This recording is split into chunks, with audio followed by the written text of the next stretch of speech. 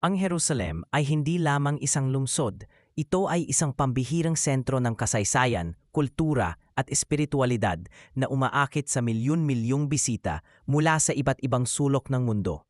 Ang pangunahing dahilan kung bakit ito ang pinakapasyalan ay ang malalim nitong koneksyon sa tatlong pangunahing relihiyon, ang Kristyanismo, Judaismo at Islam. Dito matatagpuan ang mga sagradong lugar tulad ng Western Wall na pinakabanal na dako ng panalangin para sa mga Hudyo,